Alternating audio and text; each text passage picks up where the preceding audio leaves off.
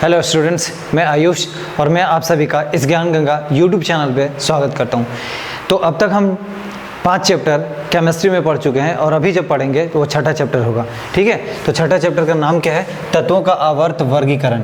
सबसे पहले ये इशारा कर रहा है पीरियोडिक टेबल के साइड, आवर्त सारणी उसी को कहते हैं पीरियोडिक टेबल को। तो अब हम पीरियोडिक टेबल को एक बार डिटेल से देखेंगे, लेकिन पीरियोडिक टेबल का विकास कैसे हुआ प्रारंभिक अवस्था में, कौन कौन सा नियम दिए गए, यहाँ से प्रश्न पूछ लिए जाते हैं। तो हमें क्या करना है, सबसे पहले इसकी विकास के क्रम को समझना है, फिर पीरियोडिक टेबल को बाकायदा डिटेल से हम देखेंगे। और मैं आपको भरोसा दिलाता हूँ, जितना ज़रूरत का चीज़ है आपको याद दिला दूंगा एकदम आराम से, उसका तरीका है मेरे पास। तो सबसे पहले देखेंगे क्या, तत्वों के वर्गीकरण का प्रारंभिक प्रयास, कैसे कैसे तत्वों का वर्गीकरण किया गया। जैसे जनरली आप पढ़ते होंगे ना कि कोई मेटल है, कोई मेटलाइट्स है और कोई नॉन मेटल है। ठीक है, तो इनका डिवीजन कैसे किया गया है वो सारी चीज़ें मैं आपको समझाऊंगा। लेकिन उसके पहले इसका प्रारंभिक अगर बात कर रहा है कि शुरुआत का प्रयास क्या है, तो सबसे पहले देखिए इसके लिए 3 लोगों ने अपना अपना सिद्धांत दिया। पहले का नाम है डोबेराइनर, दूसरे का नाम है ल्यूडेंट्स और तीसरा आपके सामने मेंडलीफ। इसके बाद एक और जो आएगा वो आएगा आधुनिक पीरियोडिक टेबल। ठीक है, आधुनिक आवर्त सारणी कहलाएगा। उसमें हम देखेंगे एक्चुअल में वही माना जाएगा जो कि मोजले के द्वारा दिया जाएगा। तो फिलहाल मोजले हम अगले लेक्चर में देख पाएंगे, यहाँ पे आज इतना कवर नहीं हो पाएगा। तो जो पहला मॉडल है डोबेराइनर का त्रिक मॉडल, सबसे पहले त्रिक मॉडल कब दिया गया? 1817 में दिया गया। तो ये तो ईयर नहीं पूछेगा, लेकिन ये त्रिक मॉडल पूछता है कि त्रिक मॉडल क्या था। तो डोबेराइनर साहब ने क्या किया कि सबसे पहले उन्होंने समान गुण धर्म वाले तत्वों को समूहों में व्यवस्थित कर दिया। मतलब जिसका गुण एक समान था उसको एक ग्रुप में उन्होंने ले लिया। उसके बाद उन्होंने क्या किया कि 3-3 तत्वों वाले कुछ समूहों को चुना और इन समूहों को उन्होंने एक नाम दे दिया, उसी का नाम है त्रिक। ठीक है, त्रिक मतलब 3 तत्वों का समूह को उन्होंने त्रिक कह दिया। ठीक, अगली बात उन्होंने क्या किया कि त्रिक के तीनों तत्वों को उनके परमाणु द्रव्यमान के आधार पर, ध्यान रहे जो अंडरलाइन कर दूं, जो गोला कर दूं, इंपॉर्टेंट होता है। ठीक है, तो क्या बोल रहा है, त्रिक के तीनों तत्वों को उनके परमाणु द्रव्यमान के आरोही क्रम में रखने पर बीच वाले तत्व का परमाणु द्रव्यमान अन्य तत्व के परमाणु द्रव्यमान के औसत के समान होता था। इसका मतलब मेरे भाई, मान लीजिए उसने x और y और z 3 तत्व लिया, कहता है कि x और y का अगर औसत लेंगे, मतलब x प्लस y का औसत का मतलब होगा 2, डिवीजन करोगे तो जो इसका आएगा, मान लीजिए कि p आया, तो इसका जो y का द्रव्यमान होगा वो भी कह रहा है कि p होगा, मतलब ये दोनों इक्वल होंगे। इसी का एक और बेस्ट एग्जांपल लेके मैं आपको समझाने की कोशिश करूंगा। उन्होंने लिथियम, सोडियम और पोटेशियम को लिया। लिथियम का परमाणु द्रव्यमान 6.9 या आप कह सकते हो लगभग 7 के आसपास होता है। वहीं सोडियम का 23 होता है और पोटेशियम का 39 होता है। केमिस्ट्री का पहला लेक्चर में ये सारी चीज़ें मैं आपको समझाया था। आप वहाँ जाएंगे तो आप समझ पाएंगे, मैं वहाँ पे बाकायदा बता के रखा हूँ। नेक्स्ट चीज़ क्या है, लिथियम, सोडियम और पोटेशियम में इन्होंने कंडीशन क्या दिया कि बीच वाले का जो परमाणु भार होगा वो दोनों साइड वाले के औसत परमाणु द्रव्यमान के बराबर होगा। तो सबसे पहले क्या करना चाहिए, औसत लेना चाहिए लिथियम का प्लस पोटेशियम का, यही होगा एवरेज।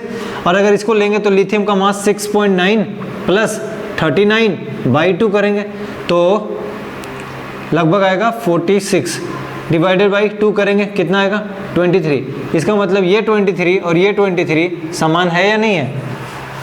फिर से एक बार पढ़िए, त्रिक के तीनों तत्वों को उनके परमाणु द्रव्यमान के अवरोही क्रम में, अवरोही मतलब इंक्रीजिंग ऑर्डर में रखा, तो उसके बीच वाले तत्व, तो बीच का तत्व ये है, बीच वाले तत्व का परमाणु द्रव्यमान अन्य तत्वों के परमाणु द्रव्यमान के औसत के समान है। इसका और इसका औसत 23 क्या है, समान। तो यही चीज डोबेराइनर साहब ने बोला। याद कैसे रखोगे, त्रिक मतलब 3 तत्व। तो कई बार पूछता है उन्होंने किन किन तत्वों को लिया था, तो कैसे चेक करोगे तत्व, अगर मान लीजिए नहीं याद है तो 2 साइड वाले को जोड़ के देख लीजिए, अगर बीच वाला आ जा रहा है इसका मतलब वो है, अगर नहीं आ रहा है उसका मतलब वो नहीं है। क्लियर। नेक्स्ट की अगर बात करूं तो है अगला न्यूलैंड्स साहब। तो न्यूलैंड्स का अष्टक सिद्धांत आया है 1866 में, 1866 1866 में आया। न्यूलैंड्स ने क्या बताया, न्यूलैंड्स ने भी सभी तत्वों को उनके परमाणु द्रव्यमान के आधार पर अरेंज किया और आरोही क्रम में ही किया। दोनों बात सेम है। जब व्यवस्थित किया तो उन्होंने क्या पाया, इन्हें क्या रिजल्ट मिलता है, उन्होंने देखा कि प्रत्येक 8वें तत्व का गुणधर्म पहले तत्व के गुणधर्म के बिल्कुल समान है। इसका मतलब जो पहला तत्व उन्होंने लिया और जो आठवां तत्व उन्होंने लिया, तो पहला के बाद जो आठवां अगला आएगा, दोनों का एक जैसा गुण है। इसीलिए उन्होंने कहा कि इसकी तुलना संगीत के अष्टक से किया गया। और संगीत का अष्टक आप लोग पढ़े होंगे, सा, रे, गा, मा, पा, धा, नी, सा। अगर मैं आपको ऑर्डर गिनवाऊं तो देखिए 1 2 3 4 5 6 7 और 8।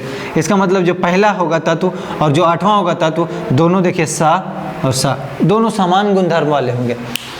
कहने का क्या मतलब हुआ, जो लिथियम का गुणधर्म होगा वही सोडियम का होगा, जो बेरिलियम का होगा, जो लिथियम का होगा वही सोडियम का होगा, और जो बेरिलियम का होगा वही मैग्नीशियम का होगा। कैसे? लिथियम का आप देखेंगे एटॉमिक मास इसका 3 होता है और सोडियम का एटॉमिक मास, लिथियम का एटॉमिक नंबर 3 होता है और सोडियम का एटॉमिक नंबर 11 होता है। अगर आप इसमें 3 में क्या जोड़ दोगे मेरे दोस्त, 8, तो 11 नहीं मिल जाएगा। सेम चीज बेरिलियम का 4 होता है एटॉमिक नंबर, और वहाँ पे परमाणु संख्या कह लीजिए, एटॉमिक नंबर कह लीजिए, और मैग्नीशियम का अगर आप देखेंगे तो यहाँ पे एटॉमिक नंबर 12 होता है। अगर 4 में 8 जोड़ दीजिएगा तो 12 नहीं मिल जाएगा भाई साहब। तो वही वो कह रहा है कि हर 8वां इक्वल हो जाता है, ठीक है। लेकिन इनका बोलता है कि इनका भी प्रयास सफल नहीं हुआ, अर्थात इनका भी मॉडल फेल्यूर हो गया। क्यों?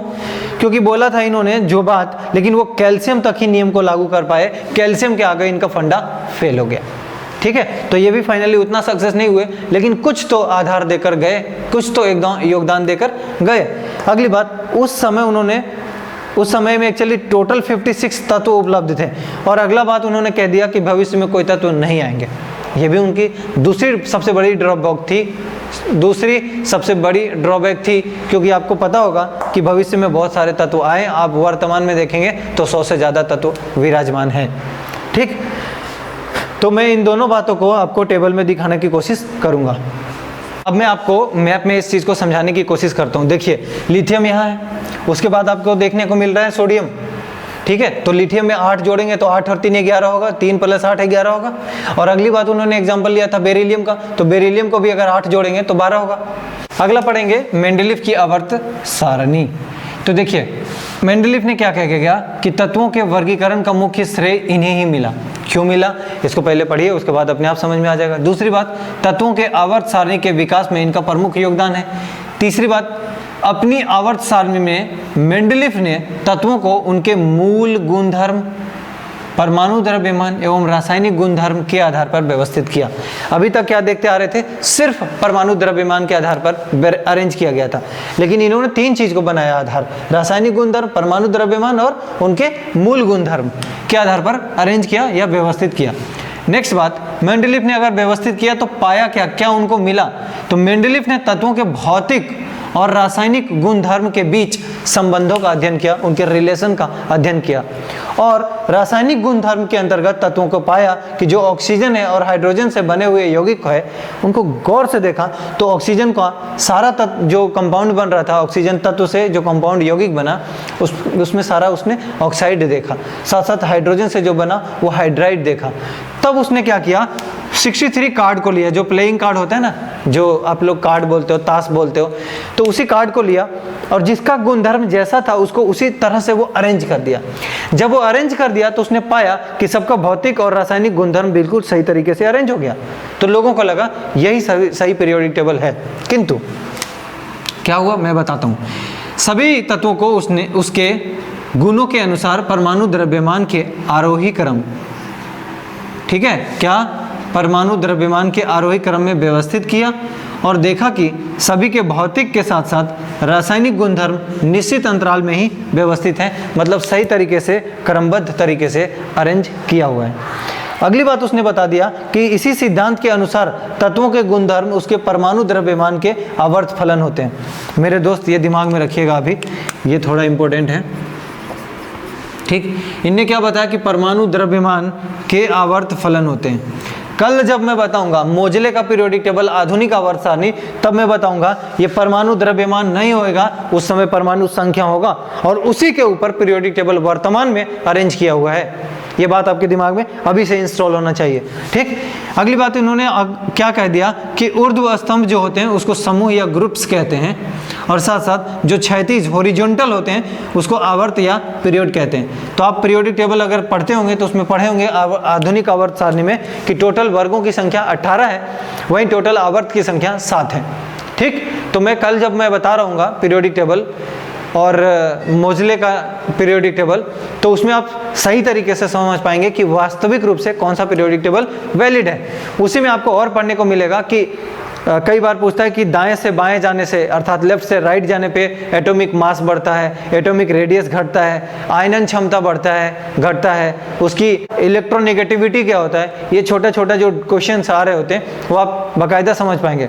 और एक बात इसी चैप्टर में आपको पढ़ना है कि मेटल क्या होता है, नॉन मेटल क्या होता है, मेटलाइट्स क्या होता है, सबके एग्जाम्पल कैसे कैसे होते हैं, कहाँ से डिवीजन किया गया, कितने पीरियोडिक टेबल में मेटल है, नॉन मेटल है और मेटलाइट्स हैं, इनका सबका क्लासिफिकेशन भी आपको पढ़ना है। तो मैं कोशिश करूंगा कि कल इन सारे क्वेश्चन का जवाब आपको दिया जाए और जरूर दूंगा।